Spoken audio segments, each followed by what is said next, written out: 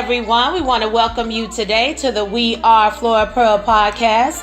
I am your host, LaTasha J. Humphrey. And in a moment, we will jump into this powerful podcast today. But before we get started, we want to let our audience know that this podcast is being brought to you by the Flora Pearl Foundation, where our vision is bridging the gap, building a legacy.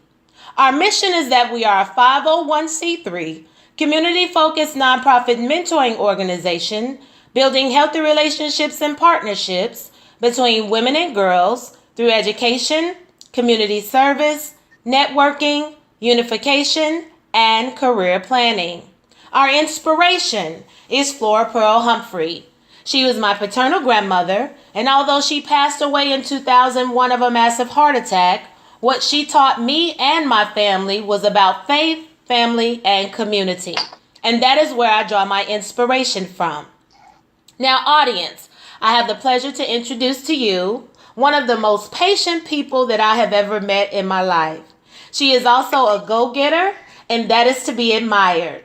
We met about 4 years ago when I was looking for a stylist who could do my daughter's hair, and that my daughter would still be cool with the person after the experience was done.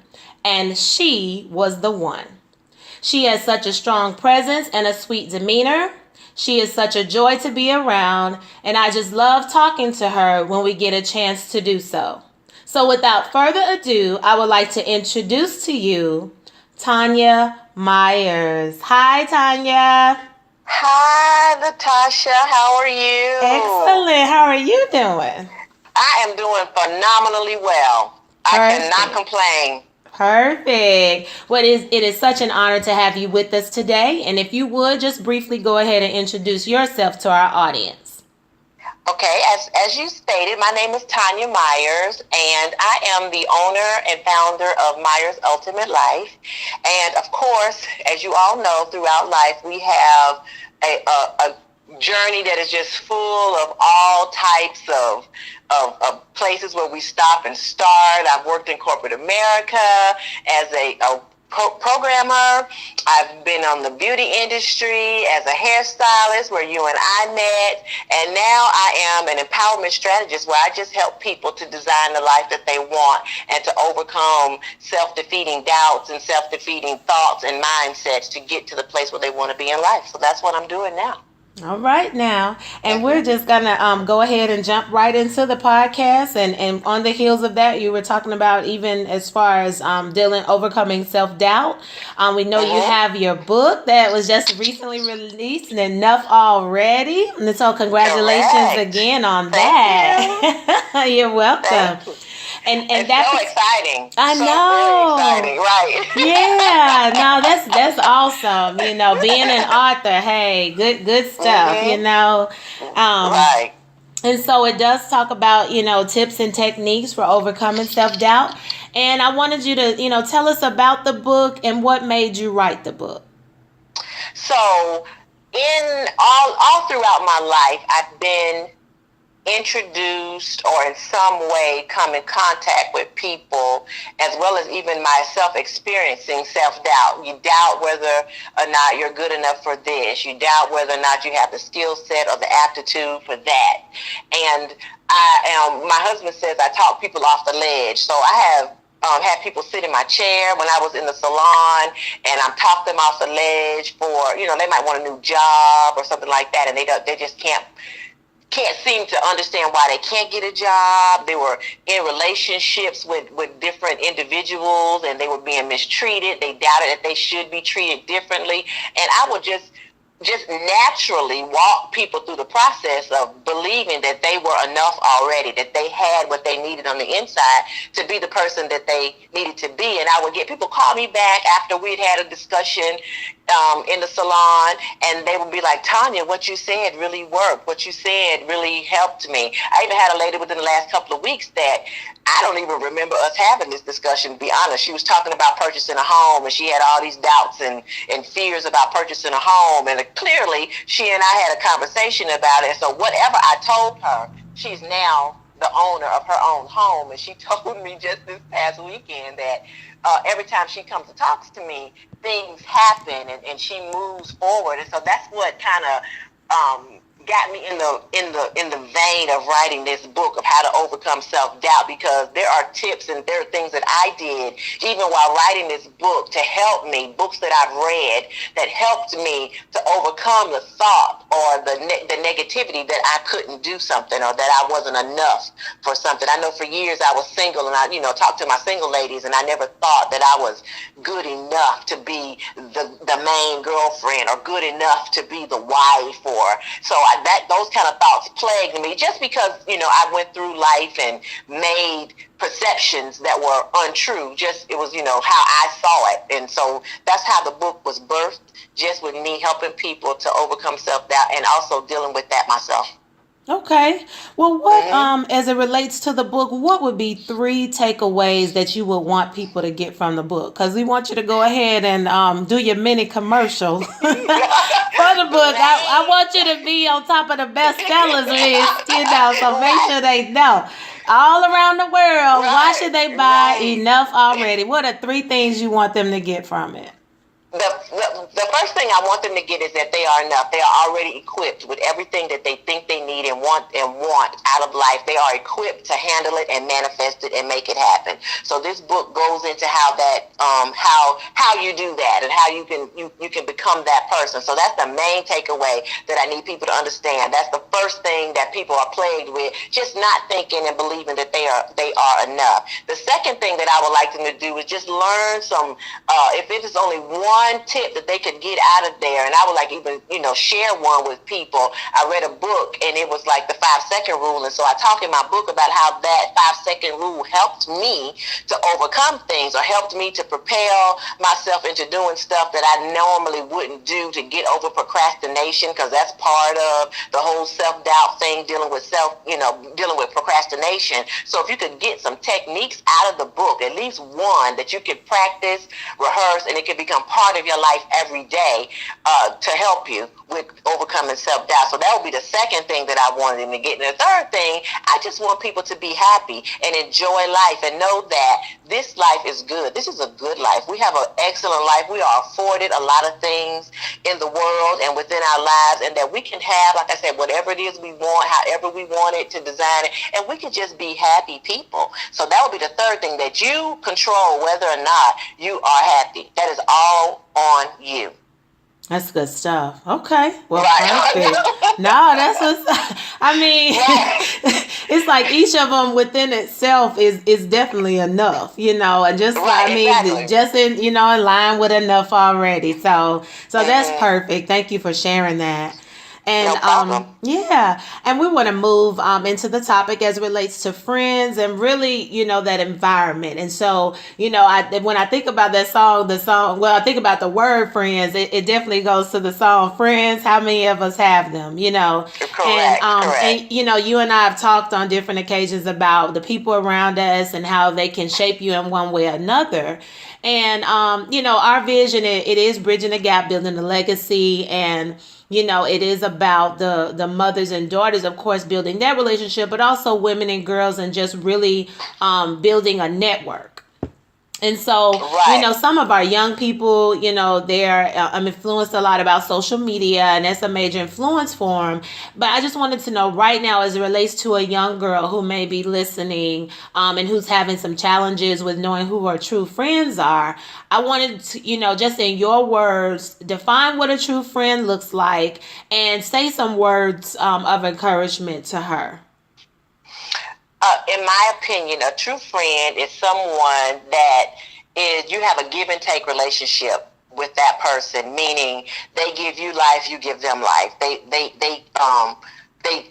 You're able to identify with them on some levels, and you're able to grow together in areas of your life. Be that money, be that just I want to be happy, or I want to do this. They're extra supportive of things that you do. They don't tear you down. They don't tear down your dreams. So say you have a lot of dreams. I noticed I spoke at a high school, and one of the things that I did there was I talked to the girls about setting goals and having dreams. And I'm like, we just want to do the dreams for the summer. So you guys come up with one thing you want to do by the end of the summer and write that down. And I was telling them that, your circle of influence, your sphere of friends will determine how far and how high you go in your life. And if your friends take your dreams and tear your dreams down, then that is not really your friend. And I had one prime example in the class, which was so disheartening for me, but I called it out right then. One young lady wrote down that she wanted to be a veterinarian, and her friends started laughing at her and like, why you want to do that, a veterinarian? And I told her, I said, you remember we just had the speech about friends? I need you to evaluate if these girls sitting next to you are your friends. There's nothing wrong with becoming a veterinarian and that being your dream and your goal. If they are not here to support you, because when they gave their goals and their dreams, she didn't do that. She didn't tear their dreams down. She was happy for them. I said, you need to evaluate whether or not these people are really your friends, if they have your best interest at heart. So I would tell, young people, when you're looking at your friends, are they supporting you? Are they tearing you down? Friends cover friends. Friends don't let friends, like they say, friends don't let friends drive drunk and drink and drive. Friends don't let friends just do things. Sometimes when I see people who come out and they just look just a hot mess, when they come out in the public, I'm like, that person could not possibly have any friends, because a friend would have said, I don't think we need to, we need to do this right here. Maybe we need to change this, or maybe in a loving way, not a degrading or criticizing way would they do that. And then, like sometimes you want to go to certain events, like there's an event that's coming up that I want to attend. So I was going through my circle of influence, trying to figure out who in my circle would be understanding and be supportive of me attending this conference, and who would get something out of it if I don't want to go alone. So that's the kind of stuff you have to do when you're looking at your sphere of influence or your circle of friends. It's like, are these people supporting me, or are they secret haters? Right. Mm-hmm. Yeah. Okay, so when you're evaluating your friends, you want to make sure that their lives are going in the direction that you're going in. Even if you're still in school, you want to make sure that your friends, if it's your goal to get good grades and to graduate with a certain GPA, you want to make sure that those are the values of your friends as well, so that they don't pull you down. We're always supposed to be surrounding ourselves with people that we can learn from and grow with or grow from. So you want to make sure you're not the biggest fish in your pond. You know what I mean? Yeah. No, that's perfect. That's great. Okay. That's great advice. And so we're going to move into the segment. It's called Culture Vibes. And what it is basically it's kind of dealing with pop culture and kind of those different topics that may be trending. Of course, the situation that happened in Charlottesville, unfortunately, it did have Heather Heyer, if I'm pronouncing her name correctly. She was killed there. And I really wanted to know, I know you and your husband, you're in ministry. And of course, there's been a lot of comments as it relates to the situation itself, and how, a lot of people wanted Christians and definitely like Caucasian pastors and ministers and just people they wanted them to denounce the evil and the hatred that was going on. And there's been a lot of criticism towards the White House and how it was addressed. And I'm not one to bash the White House or our leaders. However, I do believe in holding our leaders accountable. Because we should do that, to maintain order and a sense of safety. But I mean, for the most part, I believe in solutions, though, and that I feel like kind of what would be the best place to start to help to maintain some unity. And I wanted to know, with that being said, as a minister, kind of what are your first thoughts on the situation, and what solutions would you like to see implemented? Well, my husband and I just had a conversation about this.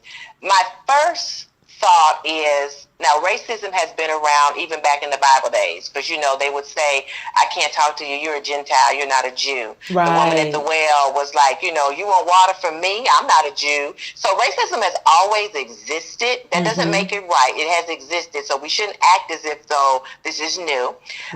Secondly, we need to, it would be nice if the Caucasian Christians would step up and say something, but let's just be honest and real. A lot of them, first of all, are scared to say anything, because then they become targets of people slandering them, defaming them. They could, their ministries could go down. And unfortunately, your ministry goes down, your money goes down. So it's like a domino effect. So I can understand why they are resistant to say things.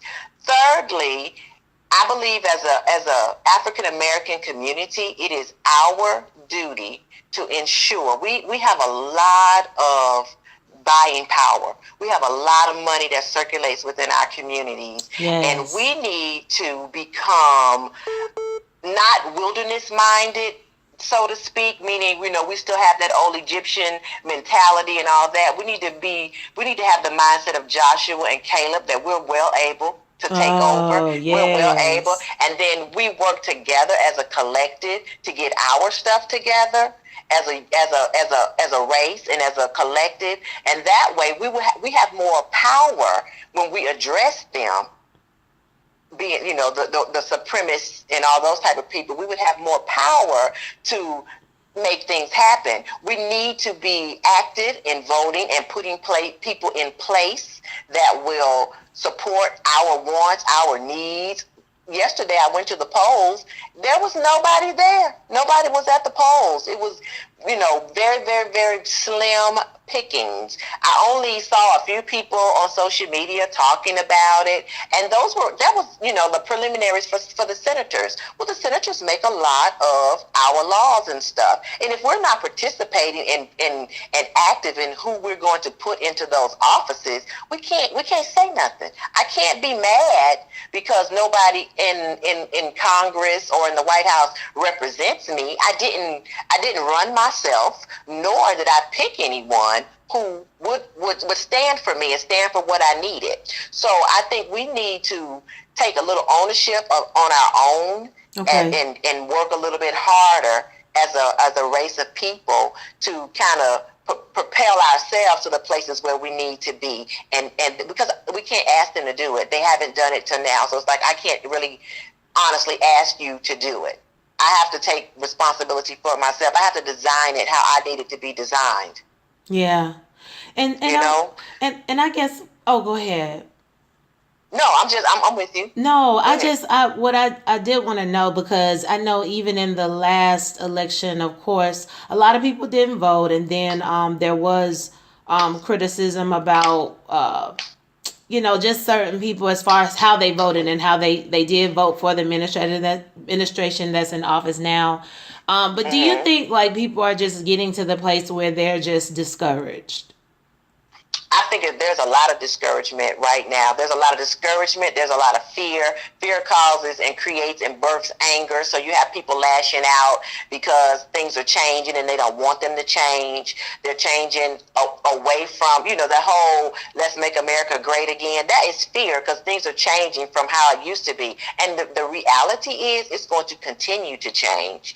And at one point, the well or the dam is going to break, and then we'll have to deal with that. But we need to be ready when that dam and that well breaks. We can't be reactionary. We have to be proactive is what I think. Right. And right now, the writing is on the wall. And plus, too, the Bible says it's going to get worse before it gets better. So I'm not shocked by this. I'm not shocked by this. He's already told us that it will get worse. And, as time goes on, it'll get worse and worse. So I'm not shocked by this.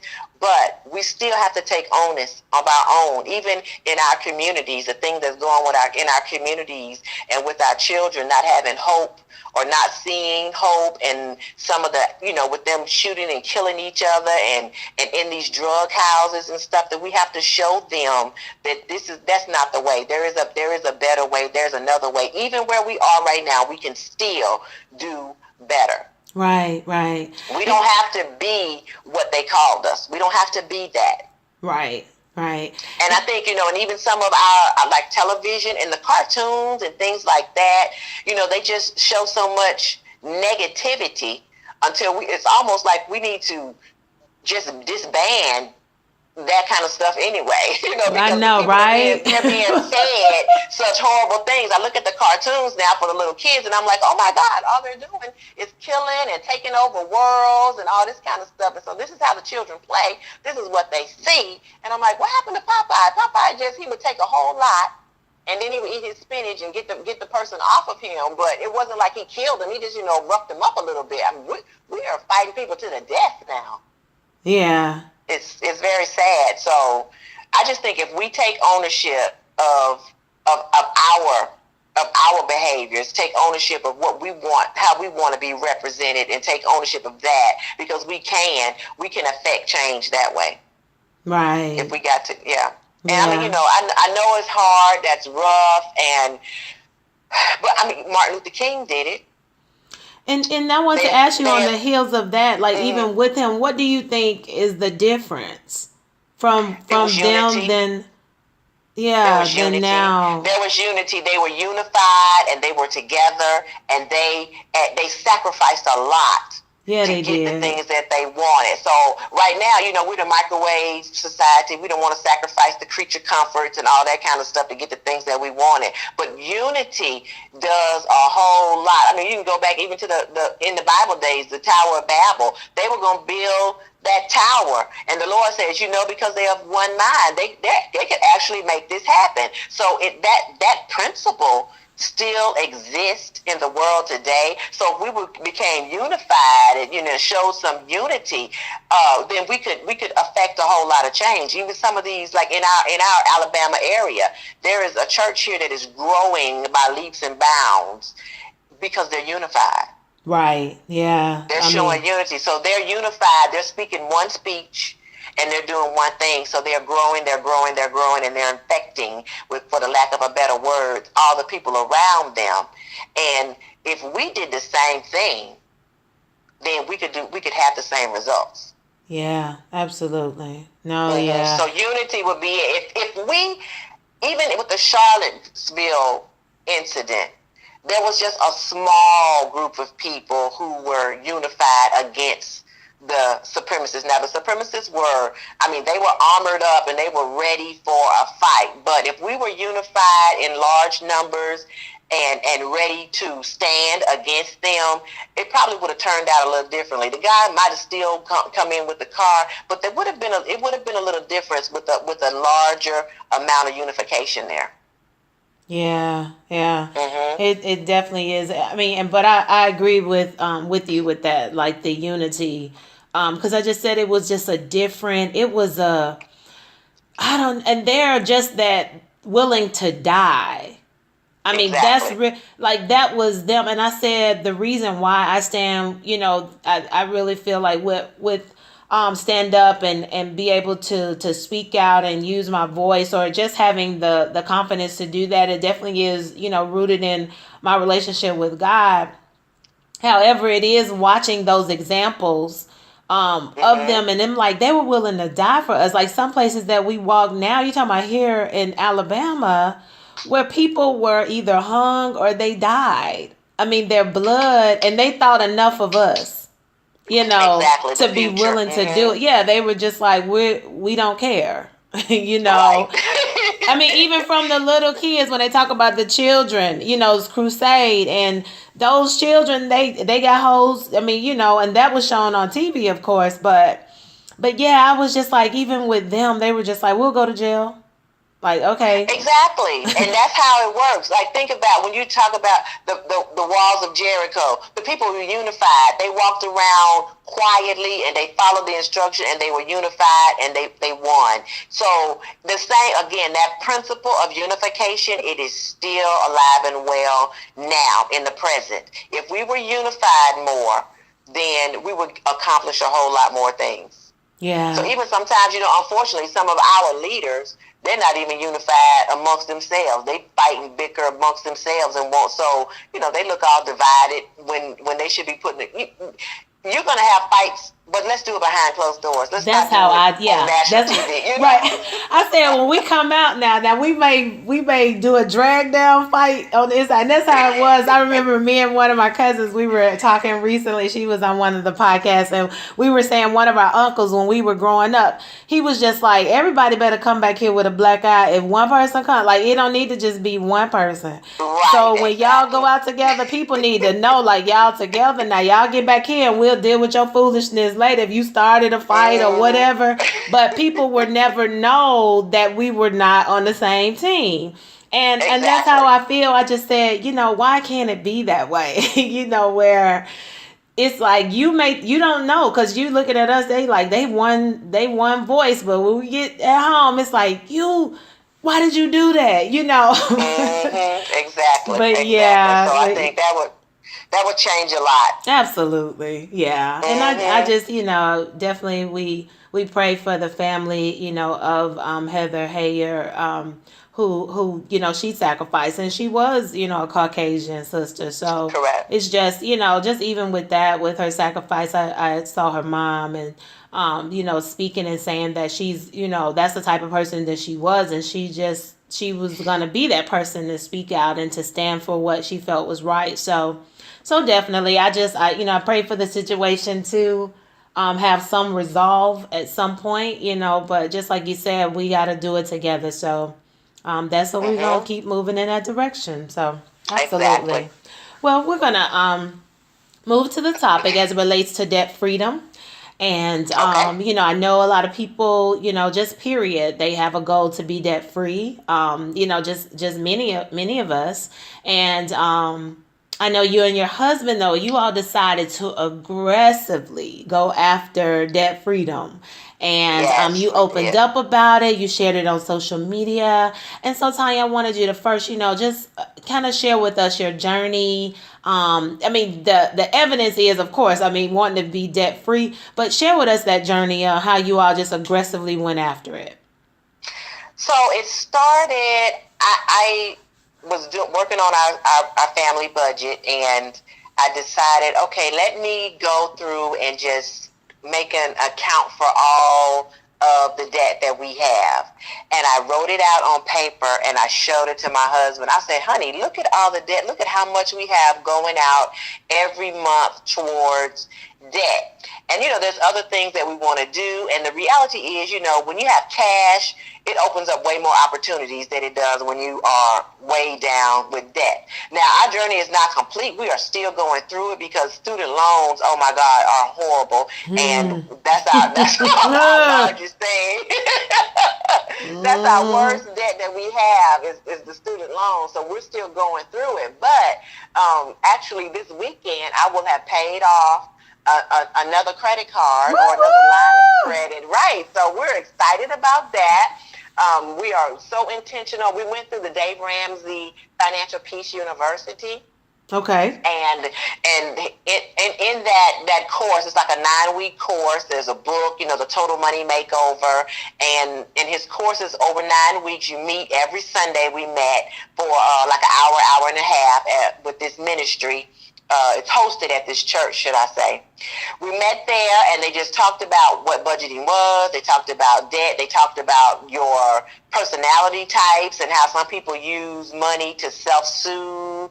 And they just talked about confronting your debt, confronting your behavior traits, and defining who is a better person in your relationship or in your house, or if you're single, if it's you, to control, or not necessarily control, but who can handle creating the budget, and kind of how you have to work together as a team to make it happen. And you use other like side hustles and other things like that, and you just decide that I'm going to, again, it goes back to that mindset, I'm going to make a decision that we are going to get this off of us so that we can have more opportunities and more things that we can do because we have cash and we're not strapped down. So say you want to go on a really nice trip and your credit card is like charged up to the max, and you can't go because you don't have any cash, because your cash is going towards paying debt. And so you miss out on great opportunities, you miss out on great experiences, you miss out on a lot of things because you are so bogged down with debt. So I was like, I don't want to live like that.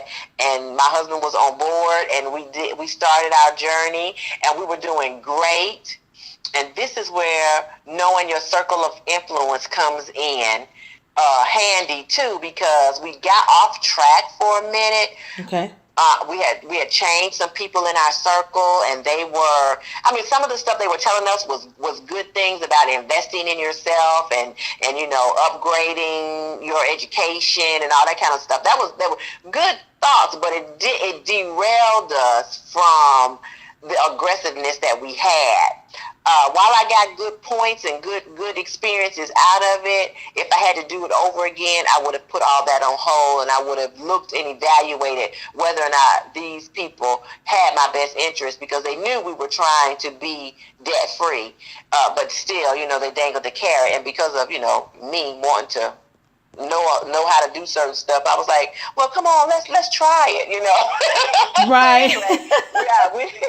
So that derailed us. But then, once I realized, oh man, that derailed us, we went ahead and knocked that out, paid that off real quick, doing all kind of odds and ends jobs. I mean, when I say I was doing everything, I was baking cakes, I was selling candy, I did all kind of stuff to bring in extra money to pay that debt off, because I didn't want to have that hanging over my head. And I still do that. I still do side things now to help pay that debt.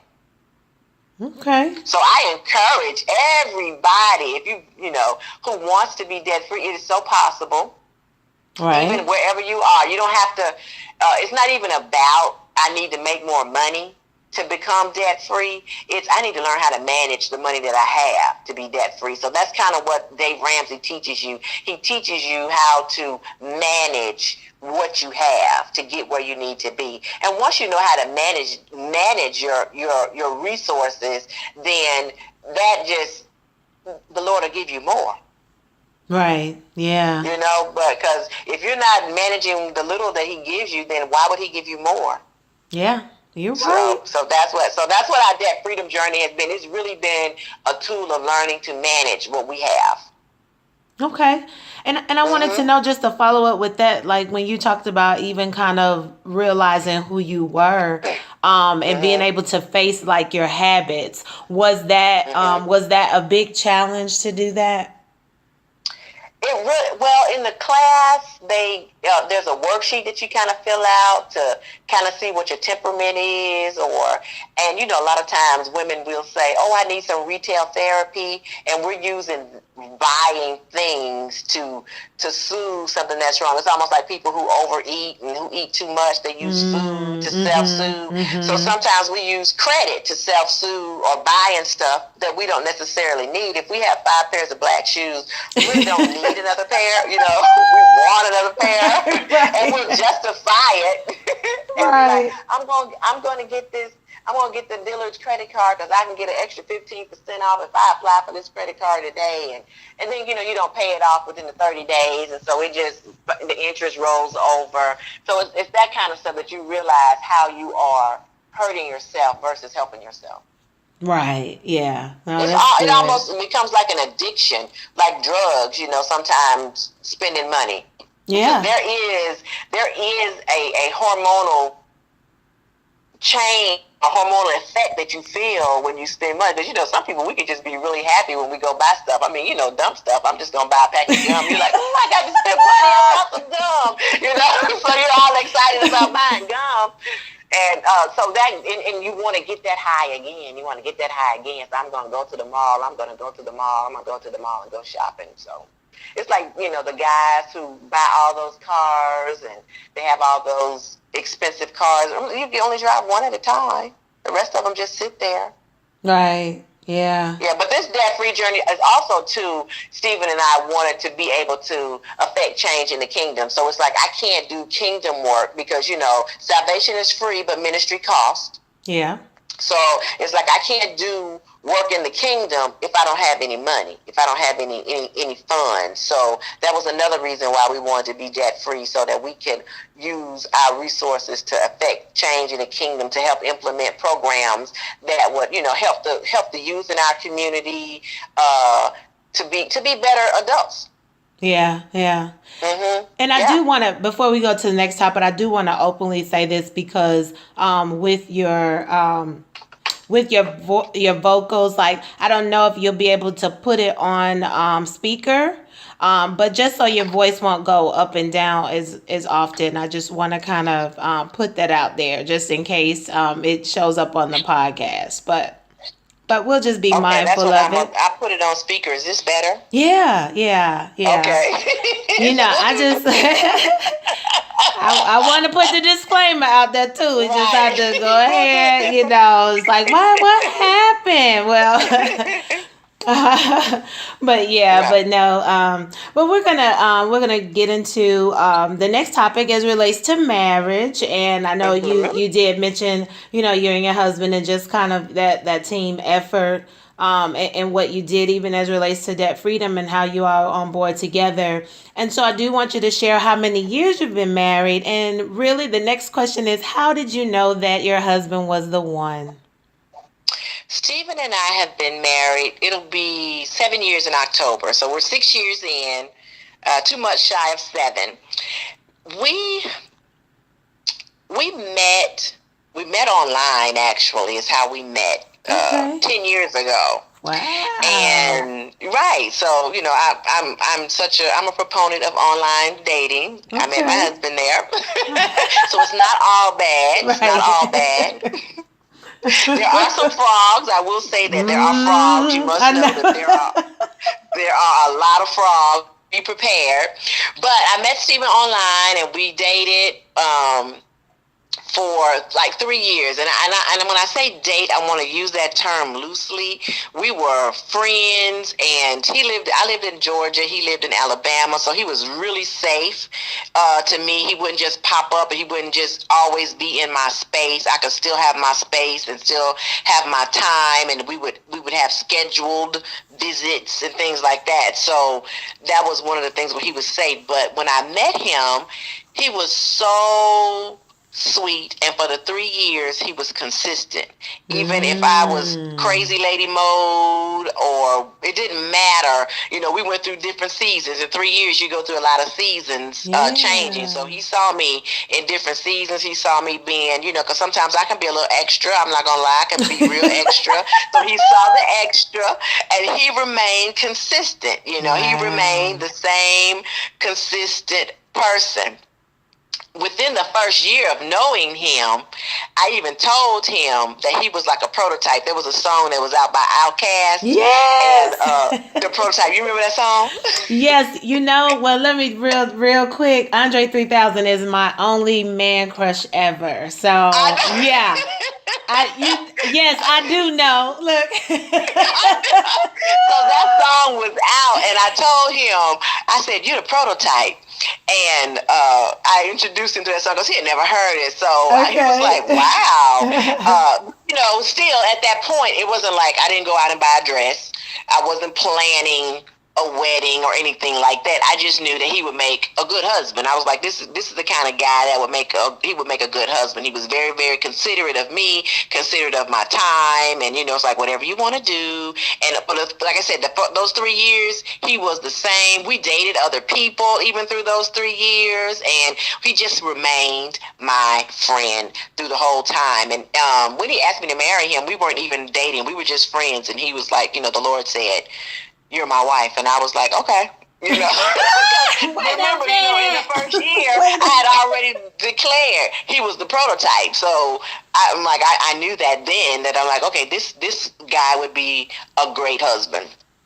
So that was kind of, he was the one that if I hadn't married him, he probably would have been the measuring stick for others. Right. That is so funny because when you said that though, like even just you all being friends, it reminded me of the show. Remember Girlfriends? Yes. And the guy, the friend William, when they said, I guess him and Joan, they made a pact. Like if they didn't get married by a certain time, they was gonna marry each other. Right. So it was, but it's funny. If it just made me think of them. Like you gonna be the one. If you ain't the one, then if nobody else is it, you gonna be the one. So yeah, that's good. Exactly. Wow. Exactly. It was truly a test of patience, and it was also, you hear people say all the time, once you stop wanting to be married and stop looking for a husband, then he'll show up. Mm-hmm. And I had actually done that. I had gotten busy in my purpose and the desire for wanting to be married and wanting a boyfriend was gone. It was like I wanted to be married, but I wasn't like chasing after it like I was when I first met him. I had stopped chasing after it, and I had gotten really busy working in the ministry that I was involved in, and I was doing a whole lot with that, and I was doing a lot of traveling with the pastor and all that kind of stuff, and his wife, and a lot of the other women's groups and stuff. So I was busy, always doing stuff, and so I didn't think about wanting a husband or needing a husband. And then he comes up to me when I just became like, I had just gotten over the women's group, and he comes to me and he's like, the Lord said we're supposed to be married. And I'm like, now? That was my response. I'm like, we're supposed to get married now? I mean, I'm over here, I got all this stuff going on at church and in the ministry and all this kind of stuff. So it was kind of funny for us to have to go through that. But it was truly, once I got busy and didn't really think about it anymore, that's when he showed up. Yeah. And so I wanted you on the heels of that to share, some pearls of wisdom with any woman who she may be anxious about getting married. What can you share with her? Just any single woman. So I married late in life. We got married. I was 42 years old when we got married. So I married very late in life. So I enjoyed my single life, and I did everything that I thought I wanted to do, and probably some stuff I didn't want to do. And my advice would be to a single woman: first of all, you're enough. You are a great wife. And I heard John Gray said that you become a wife first before you ever get married. Mm-hmm. So you need to become a responsible woman, be able to take care of yourself and take care of your things, and be a wife to yourself, if nothing else, first. And then you can be found, but don't think that you'll be complete once you get a husband or once you get a man, because actually the reality is it just adds more to your plate when you become a wife. There's more things that you have to do. So if there's things, if you're single now and there's things that you want to do them now. Yeah. Don't wait until, you get married. I'm going to go to Paris when I get married. No, don't wait for stuff like that. Go now, because once you get married, you no longer can think or make decisions that are linear anymore. You always got to consult somebody else and consult someone else's feelings and what they want. So things get put on the back burner because now you have other responsibilities. And I don't think single women understand that. And understand, because I remember when I was single, they were like, marriage is work. Nobody would ever define for me what work meant. They couldn't define for me. And it really is hard to define if you're not in it. It's not a bad thing. It's a good thing. I love being married. I love my husband. We have a great life.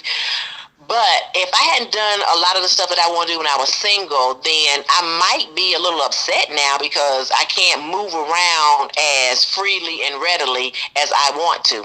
Right. Because I'm married now. You know what I mean? No, I really do, because even for me, like you were saying, I just kind of when you're young, the whole thing is just being a young girl. It's about being, you aspire to be married, and, this is the fairy tale. This is, what we're told and what we're taught to do. And I remember that for me, for a long time, being married, wanting to be married became an idol. Where it was like, I want to be married, and not even being prepared. I feel like if I got married when I thought, I would either be divorced or miserable. Correct. And just most recent, really, in recent years, just really begin to understand about singleness and really embracing it. And like you were saying, being able to do stuff, because some of the freedoms, they're to be enjoyed. I don't know why people would think differently, or why we're taught that. But doing it, I just feel like being single, it is to be enjoyed, it's to be embraced. Just having certain freedoms, like you said, to even be able to get up and go certain places or do certain things and not having to consult. That's a great way to look at it. And so I do believe that when you get past, I like to say this, and I joked about it a few times before in the podcast, but I said, singleness is not, just kind of like this holding cell before the gates of marriage. Exactly. And we really have to get away from that, and I, it just takes, I guess, one person at a time changing that thought process. So. It does. It's a gift. It's a great state of life to be in. And while don't get me wrong, marriage is good. You can build a lot of things in a marriage. Yeah. And you can go a lot of places in life through marriage. But your singleness, you can do the same thing. You can get a lot accomplished. You can get a lot done. When you start having a family, your priorities, they just change. So you have to fit things in, when you can and however you can. So, you start having children and different things like that. If you wanted to, say you wanted to start a podcast and your husband was, I know. You were at home, like you're at home with the kids and you got to do all this other kind of stuff. So you got to sneak at 11 o'clock at night, for lack of a better word, to do your podcast because you had to get your house put together and get your family all taken care of first. And now, you want to do things. When you're single, no, you can do it, at any given time. If there's a conference coming up that you want to attend, you can just say, all right, let me look at my calendar and let me go attend this conference and network and find out all these good things. And I always tell young ladies, I dated when I was single and I enjoyed dating, and I didn't go on a date wondering, is this man going to be my husband? Is he my husband? Trying to fit him into the picture that I had painted about needing to be married. I'm like, we're just gonna eat this dinner and we're gonna laugh and we're gonna have us a good little time. And then I'm gonna go to the house and I'm gonna thank you, I know, right? I love it. Right. So I had a little companionship, and he was able to tell me how pretty I was, and I already knew it. So, but it's nice to hear it every now and then, because you got to know that you're already a good looking person, and just enjoy life. Because I think sometimes as singles we just don't know how to enjoy life. We are so sad. Yeah. Right. Yeah. Mm-hmm. Yeah. You're right on that. Right. So, well, thank you for that. And and so we're going to move into the topic, as it relates to styling hair. Just styling hair, to me, it is a master art. And there are a lot of people who they just know how to work magic with their hands. This is what I believe. And I believe that you are definitely one of those people. And, like I said in the intro earlier, you have this patience that I simply love and I admire. And I know you were a godsend to my family. And definitely to my sunshine, so I definitely say extra prayers for you all the time. And I wanted to know, you're welcome. And I wanted to know, where did that love for doing hair come from? And what joy do you get from doing it? So I've always been creative. I liked creative things. When I was young, I babysat a lot for different people in the church that I went to. I was like the number one go-to for babysitter for the pastor's kids on down. And I would just comb their hair. When I would babysit, you drop your child off one way, you pick her up, her hair is probably going to be different. That's how I learned how to do cornrows and all that kind of stuff, just playing with the baby's hair when I would babysit them. Then they wanted to play dress up, so we want to change their hair for dress up, and we would do that kind of stuff and figure out outfits and tear up sheets and stuff to kind of come up with a new outfit to and then when I was in church, when the church or the organization that I grew up in, it was very limiting in what we could wear as women. So you learned how to spruce up your hat. You add different stuff to your hat to give you that, that little oomph that you needed, or to add a bow or something to your dress to give you something extra. So you just felt a little bit prettier because we didn't wear jewelry and different stuff like that. So, you had your colored stockings and your hat with all the stuff all over it to make yourself feel like a peacock, So that creativity was always there. Then in college, it became a way that I could make money. When I was in college, roller setting the girls' hair in the dorms, or if we didn't have money, we did each other's hair so that we could, be pretty while we were on the campus there. And from there, it just, once I finished college and started working, I went into doing nails. And I just always liked the industry. I always liked the industry, and I just worked in it and I did it and I had the patience for it, and my clients were always so happy and I enjoyed the clients. I just like the camaraderie of the shop. I love the atmosphere of the shop, when the ladies get together and they're just laughing and talking and all that kind of stuff. So it just kind of grew from there. just grew. And once I finally got laid off from corporate America, I just went into doing hair full time, and that's where I was up until December 2016, when I decided that my body just couldn't handle standing behind that chair as much anymore. So I decided to close my shop and only do select people like your baby. Right. So I'm so very grateful. I am. Yes. No, because with it, even with your patience, that's what, that is something that I love and admire, and I appreciate it, because, everybody don't necessarily have that. So I do want to ask you, where does that come from? It probably it's just something that God gave me to be, and maybe because I started doing little girls' hair when I was younger, I learned how to develop that rapport, because I know even in the salon suites that I worked in, many of the people there would send their children to me, because they said the same thing that you said, that their children responded well to me, and I had the patience to work with the children, because sometimes they're easy. They love Miss Tonia, and they just want little simple stuff. They just want to be pretty, and I'm just going to be honest with you, the children are faithful clients. Their mamas are a little flaky, but the children are faithful. Right. No, that's true though. It really is. The really children are faithful. Once they like you, and you guys have a routine. You just it was just make sure they're comfortable, have them snacks and the TV and all that kind of stuff that they can look at. They just want to come back. They liked the comfort. They liked the one-on-one attention. They liked the fact that I listened to them and listened to what they wanted. So I don't know. We just established a rapport. They're so sweet, and I think. The little girls, I'm like, I just want to love on them and let them know, hey, you're beautiful, and we're going to make you even more beautiful today when we do your hair. And we just get along well. So I think it's just an innate God-given patience that I have, because I can't even say that I had it with all the adults that came through. Right. No, that's good. That's awesome. Right. Well, we're going to move into our section. Is called Mother-Daughter Bonds, and it's a series of questions that is helping to encourage relationships and just that conversation between mothers and daughters. And so I also believe, though, it's a good way for our audience to get to know our guests even more. And so, are you ready? I'm ready. Okay.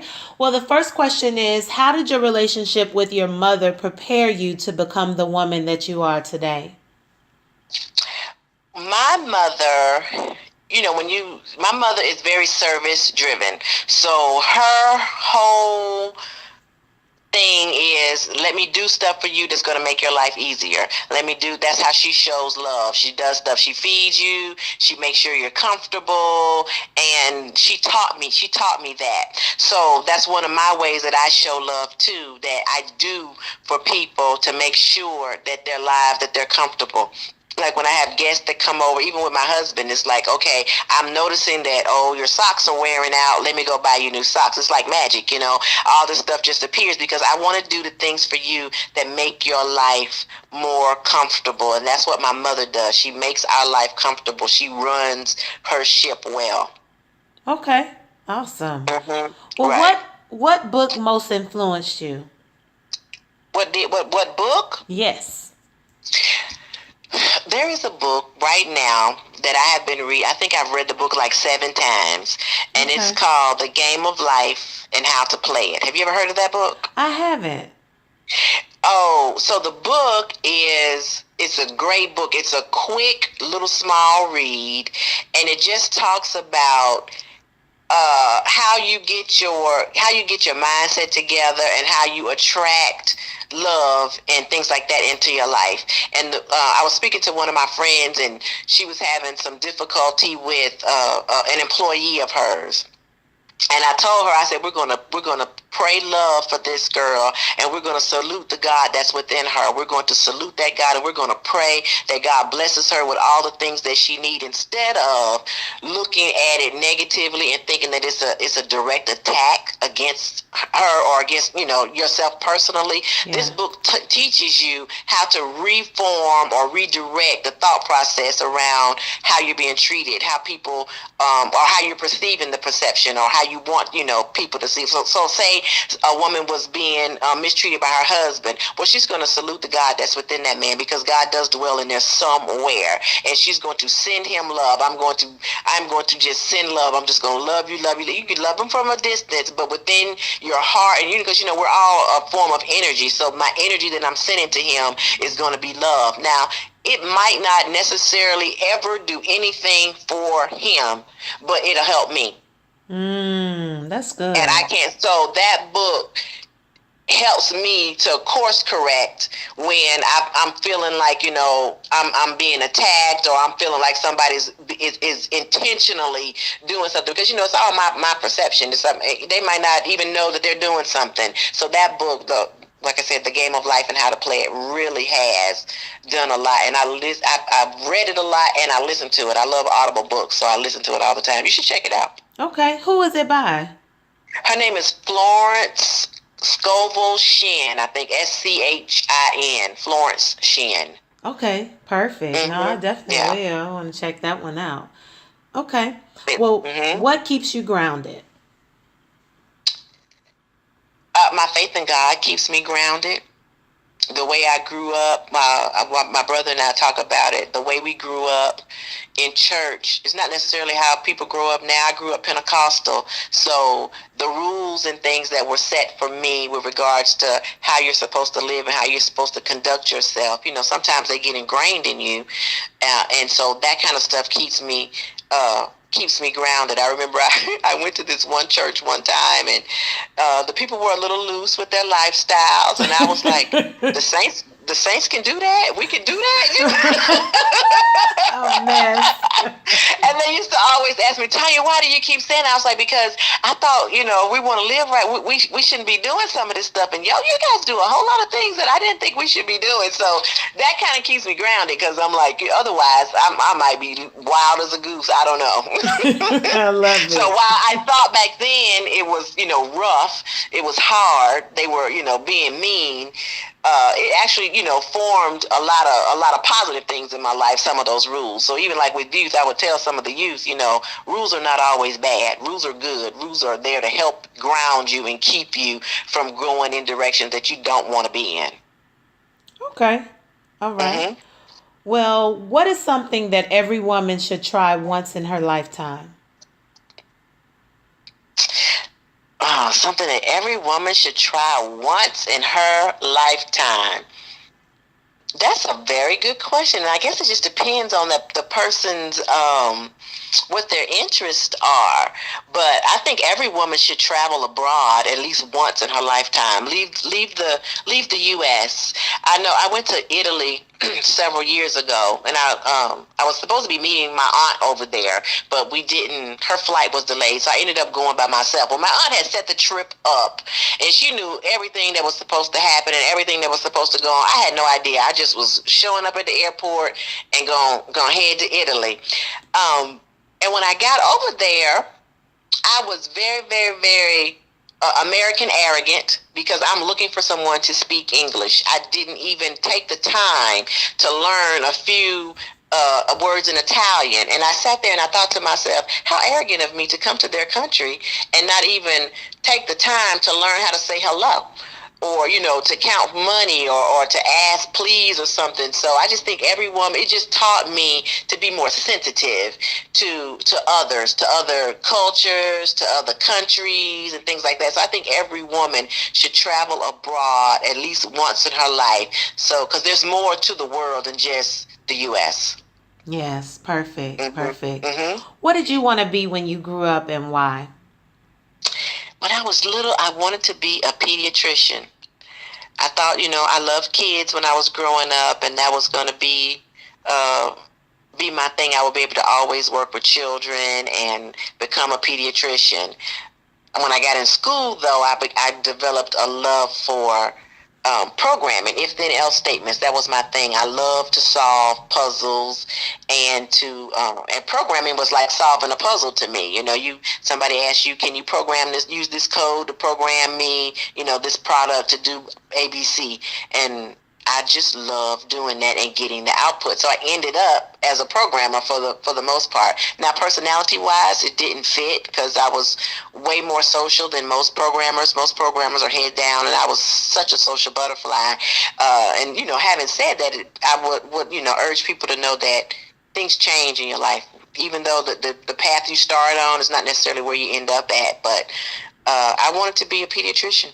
Perfect. Okay. Right. All right. Look. And maybe that's why I get along with kids. You said the patience. I did. I loved children. Yeah. No. I mean, and although maybe not being a pediatrician, but you're using that. That gift. Right. So that's a gift, because it's a gift to have. Not everyone has it. So.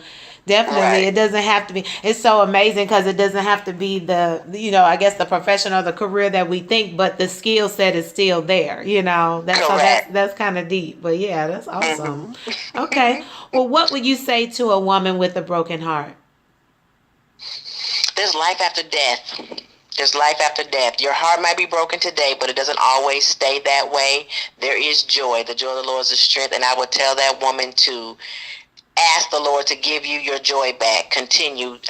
Ask him every day, all day long, to give you that joy back, because that is so important. When you have that joy, you can face a lot of stuff and deal with a lot of stuff. So there is always life after death. It might be bad right now. You might feel horrible at this given point in time, but as long as you keep the joy of the Lord, then you can overcome a lot of stuff. So I would tell a woman that, protect your joy, get your joy, protect your joy at all cost. Perfect. Or any cost. Mm-hmm. Awesome. What superpower would you like to have? I need to be able to fly. Okay. Look, okay. I need to be able to fly because I need to get from point A to point B quickly. I can do what I need to do when I get there, but right now, this driving and walking, I need to be able to fly or have the, just be able to snap my fingers. I used to always want to be the I Dream a Genie girl and just be like, can I just blink myself? Wow. You took us back. You took us back. Oh, I remember that show. I remember it. I'm like, can I just blink myself to where I need to be? I love it. What would a perfect day for you look like?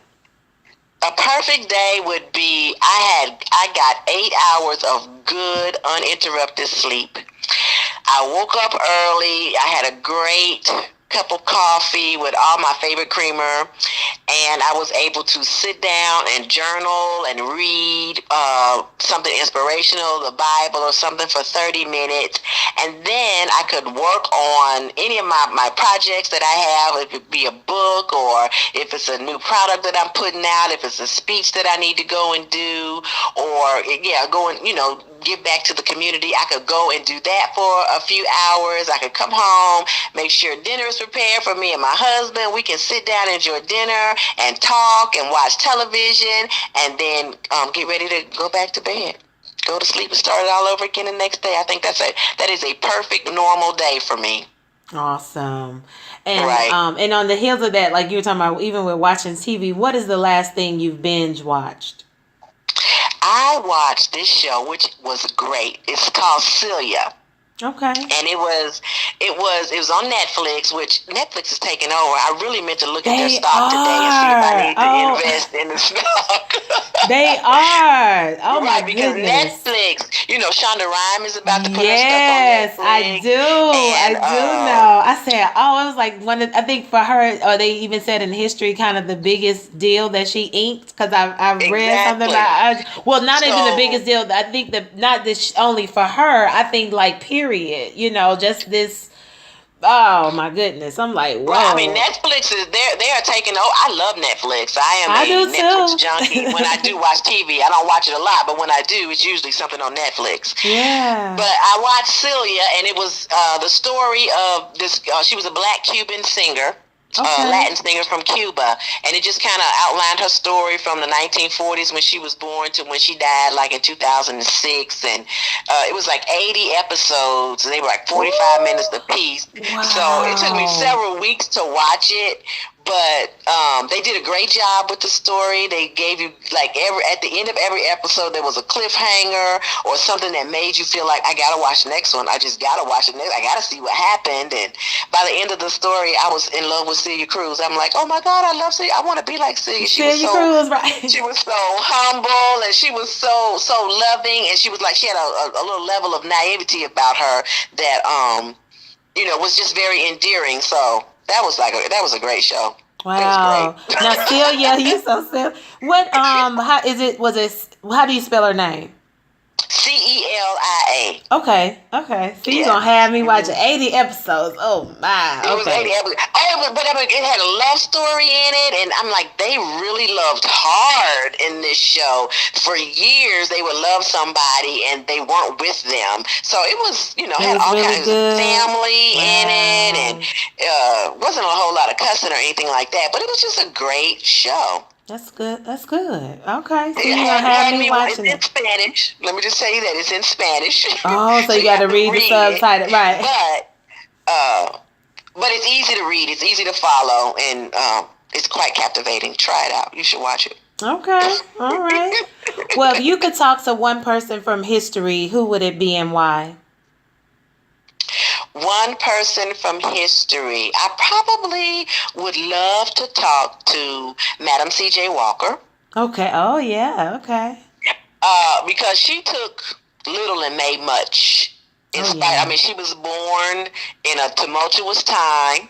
Yeah. She was born, racism was at an all-time high, and, she did a lot. I mean, she was orphaned, she was married, and she was widowed, all within a short span of time, span of years. Yeah. But she still kept forging on and became like the richest black woman and philanthropist and all that kind of stuff. And I would love to just talk to her and see what kept her inspired, what she did, what motivated her.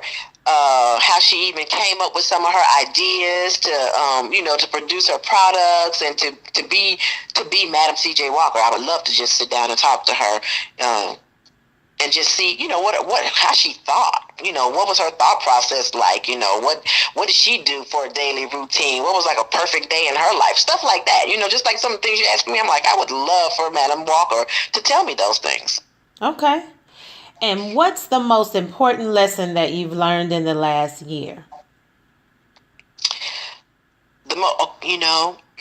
We talk about it a lot, but I've learned that the Lord loves me regardless to what's going on. He just loves me in spite of, and that there are no wrong decisions.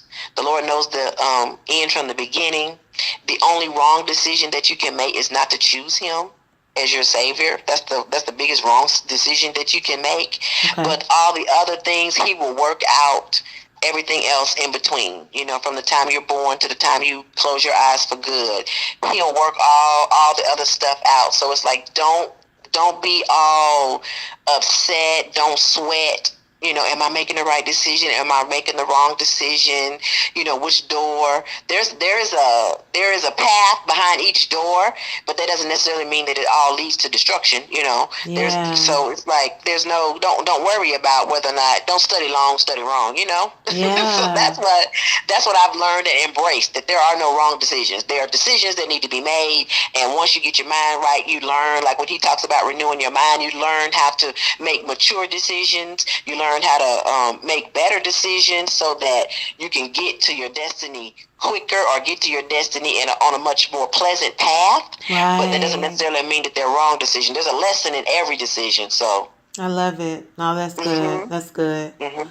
Well, we're going to segue into the topic of community service, and I wanted you to just share with us any ways that you're giving back to the community.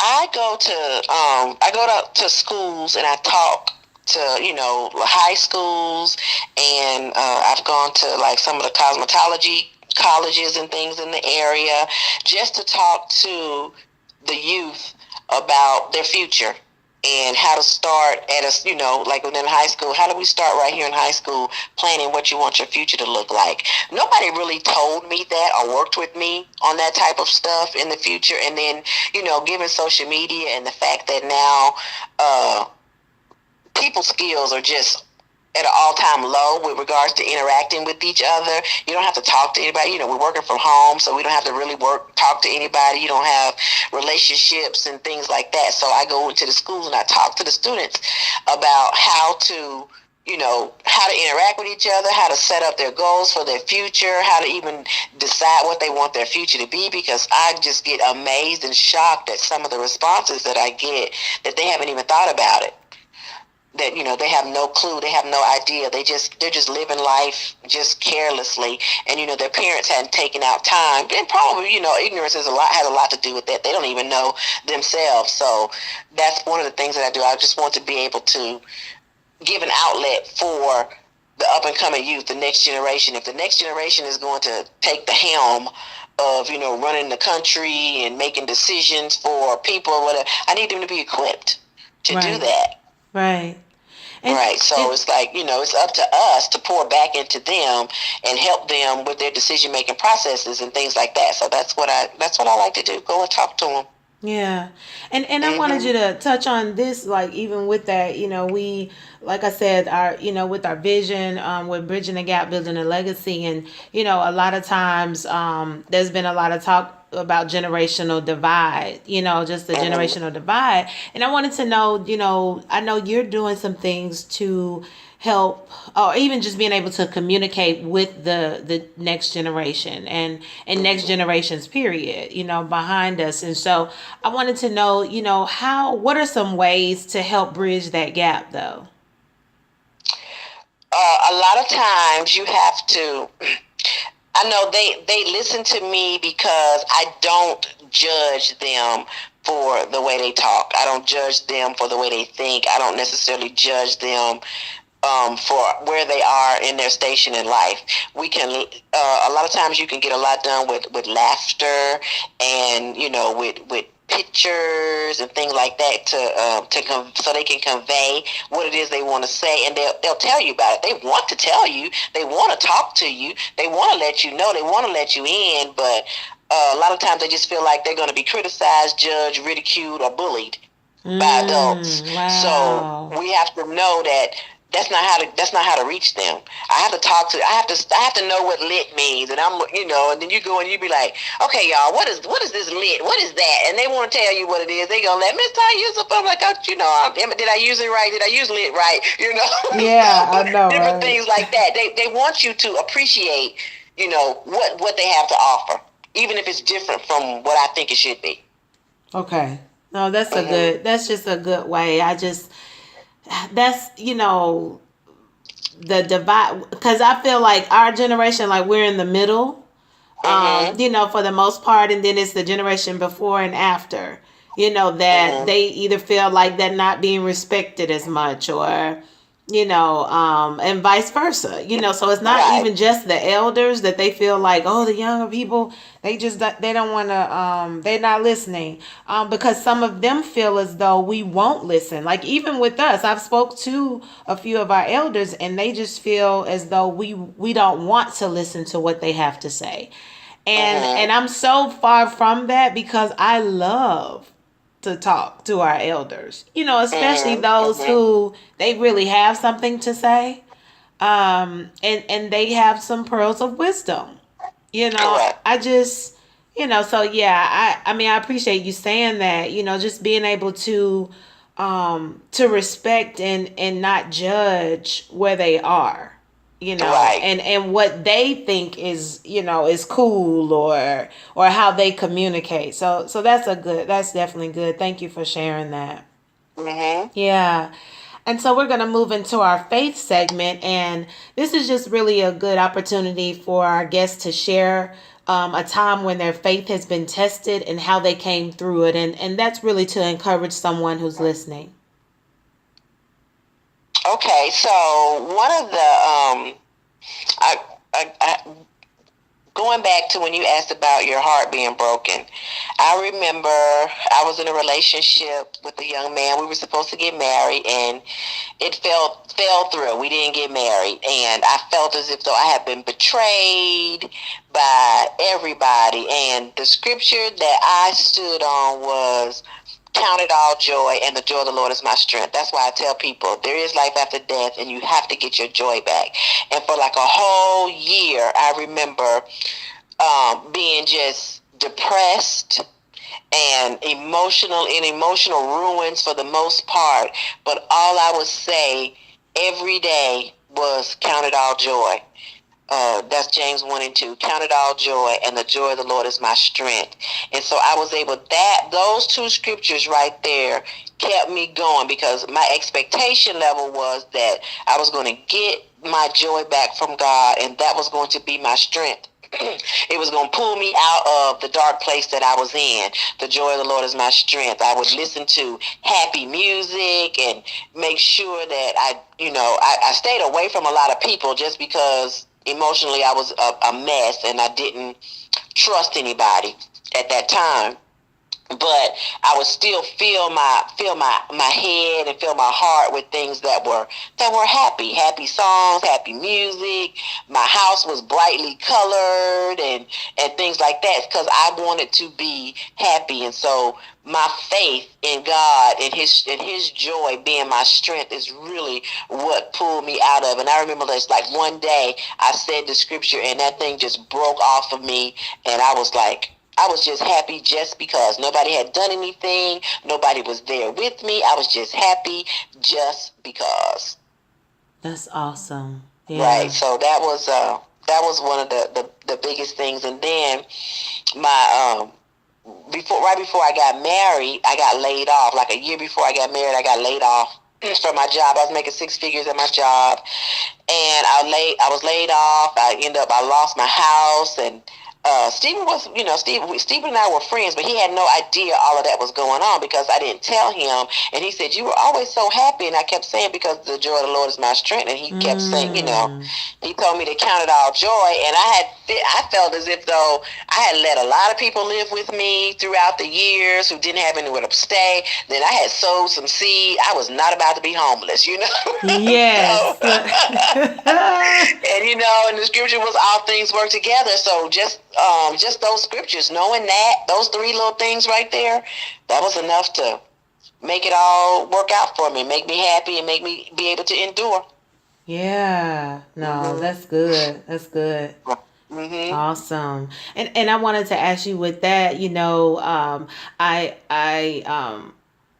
I've heard, of course, like, and then too, like, even in scripture, you reap what you sow, not necessarily where you sow. As far as with that, I know you said you sowed a lot of seeds. Did it really come from people that you knew? Or it was kind of like from, you didn't even expect certain ways that God worked that out for you? Well, no, I looked at it like I had helped people for years when I lived in Georgia.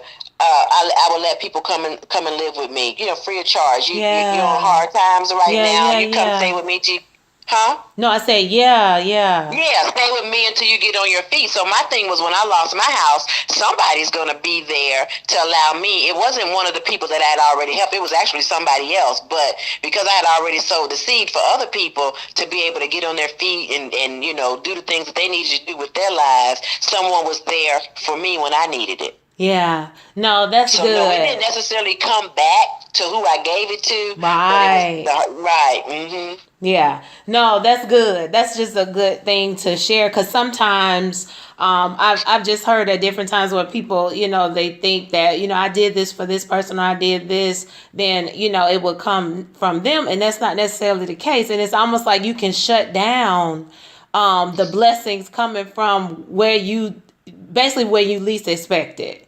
Exactly. Or where you think it's like, not, what if it's not this particular resource, this is not the channel being used, and you could miss it looking the other way. You know what I mean? Exactly. So yeah, that's good. Okay. Mm-hmm. Well, we're going to move into our closing segment. It's called Matters of the Heart Moment. And so the first question is, if you had the opportunity to speak to your 4-year-old self or your younger self, what would you say to her? I would tell her to enjoy life to the fullest. And as I've been saying tonight, there are no bad decisions. Make a decision and go for it. Okay. And that's what I would tell her.